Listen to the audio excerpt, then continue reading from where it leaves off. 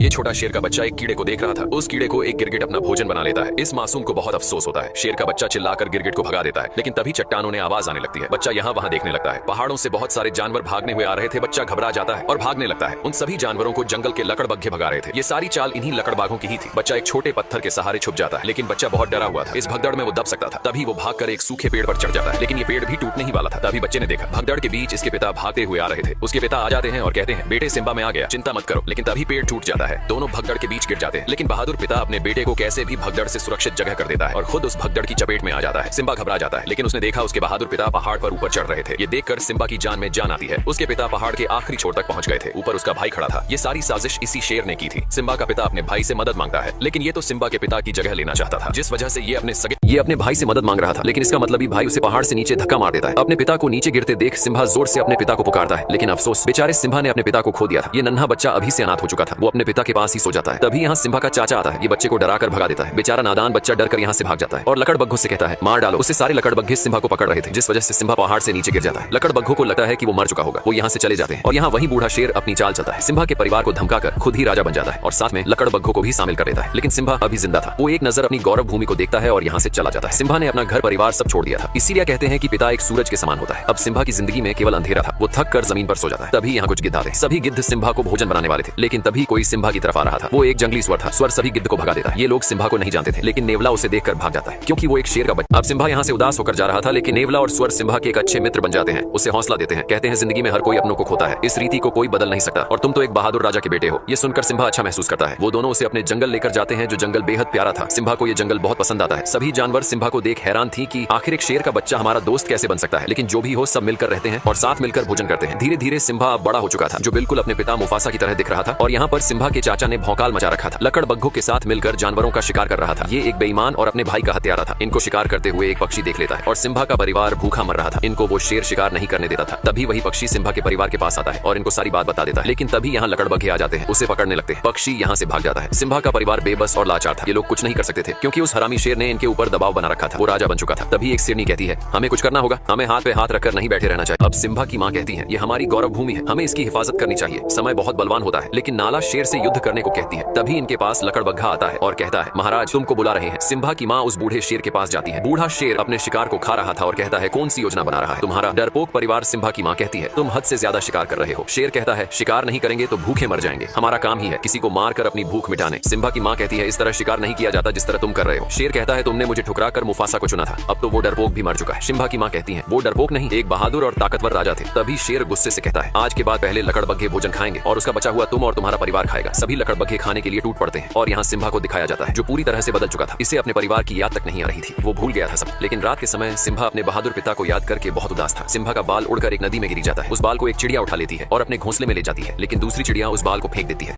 अब सिम्बा के बाल को एक चिड़िया उठा लेती है और अपने घोंसले में लेकर जाती है, लेकिन दूसरी चिड़िया जानती थी ये घास नहीं बल्कि किसी जानवर का बाल है, जिस वजह से चिड़िया सिम्बा के बाल को फेंक देती है। वो बाल बबूल के पेड़ पर गिरता है। जिराफ बबूल के पत्तों के साथ सिम्बा के बाल को भी खा लेता है। अब एक कीड़े को दिखाया जाता है, जो जिराफ के मल को ढकेल कर ले जा रहा था, लेकिन जिराफ का मल लुढ़क कर टूट जाता है और सिम्बा का बाल उड़कर दूर चला जाता है, जहाँ बहुत सारी चींटियां थी। एक चींटी बाल को उठाकर ले जाने लगती है। तभी एक बंदर चींटी के पास उस बाल को देख लेता है। बंदर ने पहचान लिया था कि ये सिम्बा का ही बाल है और सिम्बा अभी जिंदा है। ये संदेश एक खुशी का संदेश था। बंदर खुश था, क्योंकि इनका राजा फिर से गौरव भूमि पर राज करेगा। और यहाँ सिम्बा के दोस्त पर एक शेर हमला कर रहा था। इनके जंगल में एक शेर घुस चुका था। सिम्बा का दोस्त अपनी जान बचाकर भाग रहा था। वो शेर का शिकार होने ही वाला था। तभी सिम्बा उस शेर को दबोच लेता है। दोनों ही एक दूसरे से कम नहीं थे, लेकिन दूसरा शेर सिम्बा को दबोच लेता है। सिम्बा उसे नाला कह के पुकारता है। दोनों एक दूसरे को जानते थे। ये नाला सिम्बा की बचपन की दोस्त थी। नाला सिम्बा को जिंदा देखकर बहुत खुश होती है, क्योंकि नाला को सिम्बा मिल गया था और सिम्बा को उसका प्यार। अब सिम्बा और नाला इतने दिनों के बाद एक दूसरे को देखकर बहुत खुश थे। नाला सिम्बा का बचपन का प्यार था। सिम्बा कहता है, नाला इस जंगल में तुम्हें बहुत अच्छा लगेगा, यहाँ सुकून है। नाला कहती है, सिम्बा तुम्हें अपने घर चलना होगा। उस बूढ़े शेर ने हमारी गौरव भूमि बर्बाद कर दी है। तुम हमारे राजा हो, सब तुम्हें देखकर बहुत खुश होंगे। सिम्बा कहता है, मुझे कहीं नहीं जाना, मेरा यही घर है, तुम भी यही रुक जाओ, इस जगह तुम्हें बहुत अच्छा लगेगा। सिम्बा नाला को पूरा सुंदर जंगल घुमाता है। दोनों बहुत मस्ती करते हैं। ये जगह नाला को बहुत पसंद आती है, क्योंकि इस जंगल में सचमुच सुकून था। दोनों इस पल को जी भर के जीते हैं। तभी नाला कहती है, सिम्बा अगर तुम जिंदा थे तो तुम घर क्यों नहीं आए। उस बूढ़े शेर ने पूरी गौरव भूमि तबाह कर दी है। हमें कई दिन भूखे भी सोना पड़ता है। लेकिन सिम्बा कहता है, मुझे इससे कोई मतलब नहीं है, अब यही मेरा घर है, मैं इसे छोड़कर नहीं जा सकता। सिम्बा बहुत बदल चुका था। वो भूल चुका था अपने लोगों को। नाला कहती है, कैसे शेर हो तुम, तुम्हारे पिता और तुम में जमीन आसमान का फर्क है, तुम एक कायर हो, डरपोक हो। इतना बोलकर नाला यहाँ से चली जाती है। अब सिम्बा रात के समय जंगल में उदास घूम रहा था। तभी वही बंदर सिम्बा के पास आता है और कहता है, सिम्बा पहचानो खुद को कि तुम कौन हो। सिम्बा बंदर की बात को अनसुना करके जाने लगता है। तभी बंदर कहता है, मैंने। अब सिम्बा अपने घर जाने से मना कर देता है, क्योंकि सिम्बा का अब से यही घर था। नाला कहती है, सिम्बा हमें तुमसे उम्मीद थी कि तुम हमारी और गौरव भूमि की रक्षा करोगे, लेकिन तुम तो डरपोक और बुजदिल निकले। इतना बोलकर नाला यहाँ से चली जाती है, लेकिन सिम्बा को कोई फर्क नहीं पड़ रहा था। अब सिम्बा उदास होकर जा रहा था, तभी इसे वही बंदर मिलता है। सिम्बा उस बंदर को नहीं जानता था, लेकिन बंदर सिम्बा और उसके पूरे परिवार को जानता था। बंदर सिम्बा के पास आकर कहता है, सिम्बा पहचानो, तुम कौन हो? लेकिन सिम्बा उसकी बातों को इग्नोर करके जा रहा था। तभी बंदर कहता है, मैंने मुफासा के बेटे को गोद में खिलाया है। इतना सुनते सिम्बा रुक जाता है और कहता है, तुम मेरे पिता को कैसे जानते हो? बंदर कहता है, तुम्हारे बहादुर पिता को कौन नहीं जानता, मैं तुम्हें तुम्हारे पिता से मिलवा सकता हूँ। सिम्बा बंदर के पीछे पीछे भाग रहा था। सिम्बा को लग रहा था कि उसके पिता जिंदा है, लेकिन बंदर सिम्बा को एक नदी के पास लाता है और कहता है, देखो अपने पिता को। सिम्बा पानी में अपने चेहरे में पिता का चेहरा देखता है। बंदर कहता है, तुम्हारे पिता तुम्हारे अंदर है। तभी सिम्बा को आसमान से आवाज आती है, वो इसके पिता थे। वो कहते हैं, बेटा सिम्बा, तुम एक शेर हो और शुरू से ही शेर जंगल का राजा रहा है। इतनी बातें सुनने के बाद सिम्बा में अपने पिता की ताकत और वो जोश महसूस हो रहा था और निकल पड़ता है। अब सिम्बा निकल पड़ता है अपनी उस पावन धरती की तरफ जिसने वर्षों पहले छोड़ दिया था। सिम्बा एक गहरी दहाड़ लगाता है, ये ऐलान करने के लिए कि अपने जंगल की रक्षा के लिए सिम्बा तैयार है। ये था सिम्बा का जुनून। सिम्बा के दोस्त उसे जाते हुए देख रहे थे। सिम्बा वर्षों बाद अपनी पावन धरती की तरफ जा रहा था, जिसके अंदर साहस और बल दोनों था। सिम्बा नाला के पास पहुंच गया था। दोनों निकल पड़ते हैं अपने घर की तरफ। भले ही इस कहानी में सिम्बा का पिता मुफासा नहीं था, लेकिन मुफासा का बेटा सिम्बा था, जो एक नई उम्मीद था। दोनों अपनी गौरव भूमि पहुंच जाते हैं, लेकिन सिम्बा अपनी गौरव भूमि को देखकर बिल्कुल भी खुश नहीं था। उसकी भूमि पूरी तरह से बंजर हो चुकी थी, बहुत सारे जानवर मारे गए थे। नाला कहती है, सिम्बा आप क्या करोगे? सिम्बा कहता है, अपनी भूमि की रक्षा करूंगा, जो जिम्मेदारी मुझे मेरे पिता ने दी है। नाला कहती है, मैं भी इस लड़ाई में तुम्हारे साथ हूँ। तभी वही पक्षी सिम्बा के पास आता है, जो ये भी सिम्बा के परिवार का हिस्सा था। ये सिम्बा का तहे दिल से स्वागत करता है और कहता है, महाराज वो दिन फिर से लौट आए हैं और सिम्बा के दोस्त भी इस लड़ाई में साथ खड़े रहने वाले थे। सिम्बा उनको वापस अपने जंगल लौटने को बोलता है, लेकिन वो दोनों कहते हैं, हम जब तक जिंदा है तब तक तुम्हारे साथ रहेंगे। इस युद्ध में सब सिम्बा के साथ खड़े थे। सिम्बा सभी को अपने साथ लेकर जाता है। आगे कुछ लकड़बग्घे। अब इस युद्ध में सभी जानवर सिम्बा के साथ कंधे से कंधा मिलाकर खड़े थे। सिम्बा सभी को अपने साथ लेकर जाता है, लेकिन सामने कुछ लकड़बग्घे भोजन कर रहे थे। सिम्बा लकड़बग्घों का ध्यान भटकाने के लिए अपने दोस्तों से कहता है। नेवला और सुअर उनका ध्यान भटका रहे थे। सभी लकड़बग्घे उन दोनों को पकड़ने लगते हैं। सिम्बा नाला के साथ दूसरे रास्ते निकल पड़ता है। वही बंदर सब कुछ देख रहा था। वो समय आ गया था। बंदर अपना हथियार निकालता है, जिसने वर्षों पहले मुफासा के मरने के बाद हथियार को छोड़ दिया था। बंदर भी इस लड़ाई में सिम्बा के साथ था। और यहाँ बूढ़ा शेर सिम्बा की माँ को अपनी रानी बनाने की जिद कर रहा था और कहता है, इस पूरे जंगल में मुझसे ज्यादा ताकतवर कोई जानवर नहीं है। सिम्बा की माँ कहती है, ताकतवर राजा वही होता है जिसमें प्रजा की और अपने राज्य की फिक्र होती है। ये कहता है, मैं मुफासा से ज्यादा ताकतवर हूँ। सिम्बा की माँ कहती है, तुम मुफासा के आगे एक भीगी बिल्ली हो। तभी वो शेर गुस्से से सिम्बा की माँ पर हमला करने लगता है। इस शेर की नीयत खराब थी। जिसकी नीयत ही खराब हो, वो अपनी प्रजा की रक्षा कभी नहीं कर सकता है। तभी दहाड़ता हुआ सिम्बा यहाँ आता है। बूढ़ा शेर देखकर डर गया था। इसे लग रहा था कि वो मुफासा है। तभी सिम्बा कहता है, दूर रहो मेरी माँ से। सिम्बा की माँ वर्षों बाद सिम्बा को देखकर बहुत खुश होती है। अब सिम्बा दहाड़ता हुआ यहाँ आता है। बूढ़ा शेर उसे देखकर डर गया था। इसे लग रहा था कि वो मुफासा होगा। सिम्बा कहता है, दूर रहो मेरी माँ से। सिम्बा की माँ वर्षों बाद सिम्बा को देखकर बहुत खुश थी। जो दिया वर्षों पहले बुझ गया था, वो फिर एक नई रोशनी लेकर आया था। बूढ़ा शेर कहता है, भतीजे तुझे जिंदा देखकर बहुत खुशी हुई। सिम्बा कहता है, कोई एक वजह बताओ चाचा की तुम्हें जिंदा छोड़ दूं। बूढ़ा शेर कहता है, ये मत भूलो तुम जंगल के राजा के सामने खड़े हो। तभी नाला कहती है, अब से हमारा राजा सिम्बा है, उसके लिए हमें भले ही युद्ध ही क्यों न करना पड़े। सिम्बा का परिवार भी युद्ध के लिए तैयार था। सिम्बा कहता है, हार मान लो चाचा। बूढ़ा शेर कहता है, मैं नहीं चाहता कि मेरे हाथ हो, तुम सब मारे जाओ। तुम सब मेरा परिवार हो। और क्या तुम सबको पता है तुम्हारे सिम्बा ने क्या किया है भतीजे? तुमने इनको बताया नहीं कि तुम अपने पिता मुफासा के हत्यारे हो। अपना गुनाह कबूल करो और बताओ सबको कि तुम्हारी वजह से हमारे महान राजा मारे गए। सिम्बा का पूरा परिवार सिम्बा को देख रहा था। तभी सिम्बा कहता है, हाँ मेरी वजह से मारे गए थे मेरे पिता। तभी बूढ़ा शेर कहता है, आखिर कर लिया कबूल, हत्यारा है ये अपने पिता का। इसी की वजह से आज महाराज हमारे बीच नहीं रहे। ये क्या राजा बनेगा जिसने अपने पिता को ही निगल लिया। बूढ़ा शेर सिम्बा की बातों को दबाता हुआ उसे पीछे लेकर जा रहा था। सिम्बा घबरा गया था और कहता है, मैं राजा नहीं बनूंगा। तभी सिम्बा अब बूढ़ा शेर सिम्बा की बातों को दबाते हुए उसे पीछे लेकर जा रहा था और जोर से चिल्लाकर कहता है, झुकाओ अपने सर को। तभी सिम्बा का पैर फिसल जाता है। सिम्बा चट्टान पर लटका हुआ था। यहाँ जोर की बिजली कड़कती है। ये वो आखिरी पल था जिसमें एक पापी का अंत तय था। बूढ़ा शेर कहता है, ये नजारा मैंने वर्षों पहले देखा था। बिल्कुल तुम्हारी तरह ही मुफासा ने मेरी आंखों में देखा था। बूढ़ा शेर उछलकर सिम्बा के पंजों को दबा लेता है और कहता है, एक राज की बात बताऊं भतीजे, तेरे बाप मुफासा को मैंने ही मारा था। इतनी बात सुनते ही सिम्बा अपने पिता के उस दुख भरे पल को याद करने लगता है। तभी सिम्बा जबड़े से उसके बाल पकड़कर ऊपर आ जाता है और चिल्लाकर कहता है, कैसे भाई हो तुम? अपने सगे भाई की ही हत्या कर दी। बूढ़ा शेर कहता है, ये झूठा बोल रहा है, इसकी बात मत सुनो। तभी सिम्बा की माँ कहती है, तुमने मुफासा को नहीं मारा तो उनकी आंखों में कैसे देखा? बूढ़े शेर का अंतिम समय आ चुका था। तभी बूढ़ा शेर लकड़बग्घों से कहता है, मार डालो सबको। सभी लकड़बग्घे सिम्बा के ऊपर टूट पड़ते हैं, लेकिन सिम्बा सभी लकड़बग्घों को जबड़े से दबाकर फेंक रहा था। नाला अपने परिवार को हमला करने को कहती है। सिम्बा का पूरा परिवार लकड़बग्घों पर टूट पड़ता है। ये था एक भीषण युद्ध जो सत्य और असत्य के बीच हो रहा था। सभी लकड़बग्घे सिम्बा को नोच रहे थे।